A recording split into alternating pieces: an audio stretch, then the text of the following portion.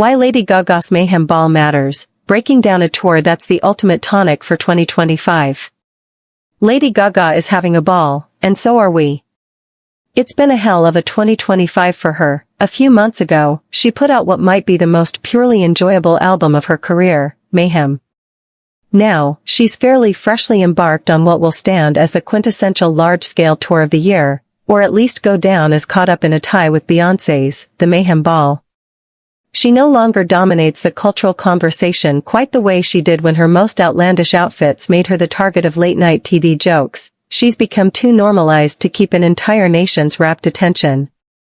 Yet the one-two punch of that album and this tour are effectively establishing that Gaga is in the best, most enviable position she's ever been in, doing stuff that rates with the things fans consider their favorites, and completely avoiding the schadenfreude that ought to be afflicting anyone 17 years into her superstardom.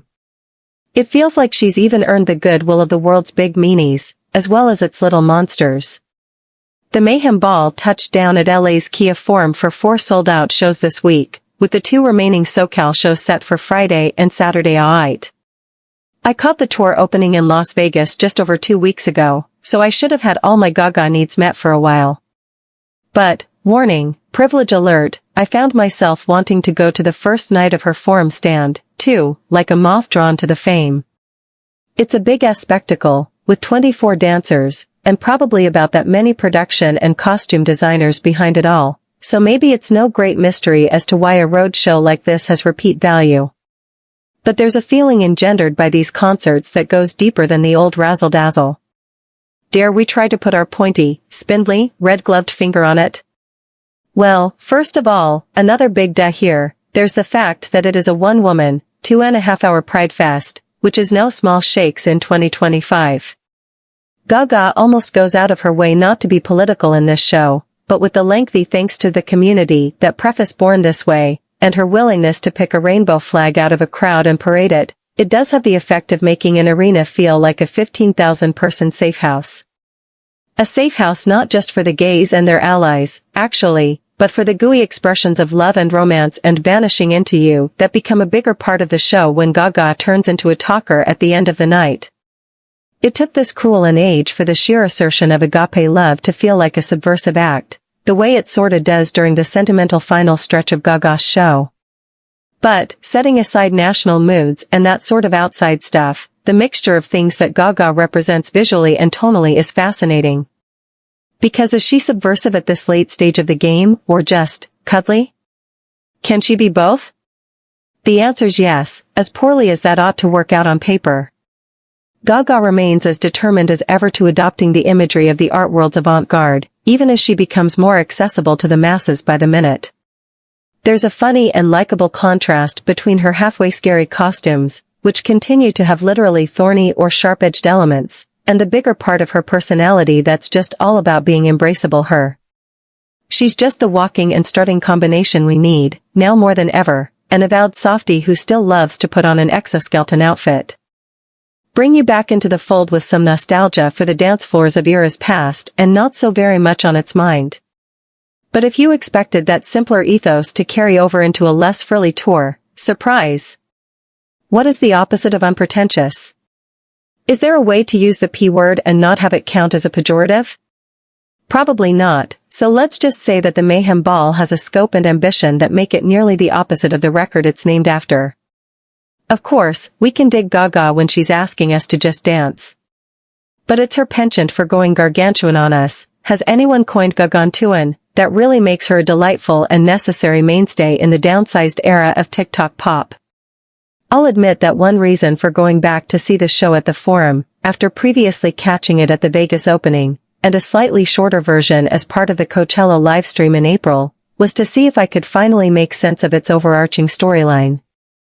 Gaga may not do concept albums, per se, but she does concept tours, so this one, subtitled The Art of Personal Chaos, invites you to ponder exactly what's on her narrative mind, from the portentous prelude forward. A widescreen video opening has 2 Gagas, a lady in white and a lady in red, reciting in unison a manifesto about finding reconciliation between dueling twins, one a little nastier than the other. Gaga takes turns dressing up as one color-coded aspect of her psyche or the other, mirrored by face-obscured dancers taking on the opposite role when needed for an onstage showdown. This doesn't really account for why, at a midpoint in the show, Gaga puts on a dark slip and is suddenly a lady in black, but who's going to complain about a little thematic confusion when someone's doing that good a job of rocking a little black dress? Did I get it more, what was happening, on a return viewing, when Gaga was literally playing three-dimensional chess with her hooded doppelganger queen? Sure, kind of. The basic takeaway, the artist has a war going on within her soul, and brother, don't we all? But more than anything, I just appreciated the big swings Gaga is taking by using costuming, production design and choreography to try to tell some kind of big, loose story at all. The pop world has its share of theater kids right now, but Gaga may be the last of a breed in believing that an arena or stadium tour can be its own coherent mega saga, as opposed to a series of mini-movies. Her dueling twins on this tour are twin Ziggies, and the result is kind of like her Glass Spider tour, only less floppy. Watching this show, however lost you might get, one thing is constant and for certain, glam rock is back, baby, and it feels great. When I said a minute ago that the Mayhem Ball wasn't conceived just a series of mini-movies, that's not to knock mini-movies. The Eras Tour and the Cowboy Carter Tour both did just fine, offering a knockout series of vivid production numbers, and if the individual moments are finally what Gaga's tour is most remembered for, that's no slight against a roadshow that has so many good ones. My colleague Stephen J. Horowitz already broke down some of what makes this show sail in his smart review of its opening night in Vegas. I can't help but also reprise a few of the standout moments that stay in mind, many of them held over from what viewers first saw in the Coachella livestream. The opening reveal, with Gaga in the world's most enormous red hoop dress, containing multitudes. "Welcome to my opera house," the singer exclaims, referring to the whole stage design, but really hiding a whole music hall tucked away under her skirt. White-clad Gaga getting dirty in a sandbox-cum-graveyard, from which zombies, and, of course, the ominous Red Lady, will emerge. More zombies, and still more zombies. This show has a lot of zombies, but you've got to win. One of your best new songs is called Zombie Boy. That number has the undead dressed up in purple suits, doing stiff-limbed choreography, a clever example of how to find the fine line between stiff and flexing. In Paris Goebel's choreography, there is such a thing as funky limber mortis. Shallow is reconceived as a ballad that now feels more somber than soaring, the soundtrack to a spooky Venetian gondola ride that takes off in search of a deep end, to be found somewhere out on the B stage. Paparazzi has Gaga being trailed by a white train that eventually seems to stretch for miles, a symbol of flowing freedom that eventually turns on her and pulls her back, as the performer surely confuses her exercise tracker by getting in more backward steps every night than anyone should. Vanish into you, as an excuse to vanish into the pit and work the barricade for a few flesh-pressing minutes. By the way, don't get so grabby, people. But what there also is to love about the Mayhem Ball is some of the less high-concept moments, including several that have been added to the show since Coachella.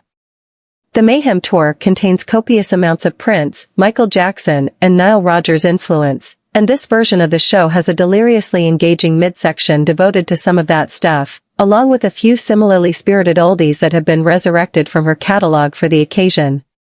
One highlight lasts only a couple of minutes, yet it feels oversized in how it exemplifies the onstage community spirit that makes the Mayhem Ball so fun. That is the version of Summer Boy that Gaga has inserted into the middle of her show for the first time since 2007. With my camera out, I zoomed in to try to pick out Gaga amid the chorus line, but this is the one time that she gets so lost in it, you really can't find her. It's not as if she's giving any of those 24 dancers short shrift during the night. There are a lot of freestyling moments while she's doing costume changes, but it's a further sign of respect to her hoofers that, for 2 minutes or so, anyway, she's happy just to become one of them. That spirit returns at the very close of the show, with the coda that has been added since Coachella, a post-credits sequence that's better than anything DC or Marvel ever put in to tickle exiting customers. How Bad Do You Want Me is the biggest joy bomb on the Mayhem album, and whatever instinct kicked in to move it to the show's fake-out/surprise finale spot was as brilliant as anything else that was conceived for it. The audience watches her on the big screen removing the last vestiges of her makeup before she leads a parade back onto the stage, beanie-bearing and wigless. Never, of course, was there ever a more appropriately titled choice for an encore number. After seeing this gleefully stuffed show again, it felt triply ironic when I found myself in a social media comments thread where some guy was offering Gaga what he thought was a compliment, proffered for the wrong reasons. The discussion was about Katy Perry and her mishap with the suddenly falling butterfly she uses to fly out over the audience on her tour, which is sort of thing that prompts older dudes to bust out their "you pop stars get off my lawn" sentiments. He said, paraphrasing, Lady Gaga used to use gimmicks like that, but since she worked with Tony Bennett, she realized she could get by on just singing, without props. Of course, somebody who believes that has not been following the plot, at all, and really ought to be dragged, kicking and screaming and in horror, to the mega spectacle she is putting on this summer. Part of what's wonderful about Gaga is that she has had her authentic moments, seeing how the other half lives, and proved she can play things as straight and bare bones as anyone, but was not seduced into thinking she had to stay there just to abide by anyone else's idea of credibility. The world flattered her by telling her how conventionally pretty she looked in A Star Is Born, but that didn't lull her into thinking she should not go back to looking so alien when she resumed playing the role of Lady Gaga. Neither did her success in doing the jazz and pop standards show in Vegas make her think that she should retire her freak flag for good. Like the city of Austin, she's keeping herself weird, while also going completely warm on us, two qualities that we need to hold at a premium in the mid-2010s, when a chilly kind of normcore feels more like our default destination. She's on the right track, baby, and after one of these shows, you might even feel for a minute like we are, too.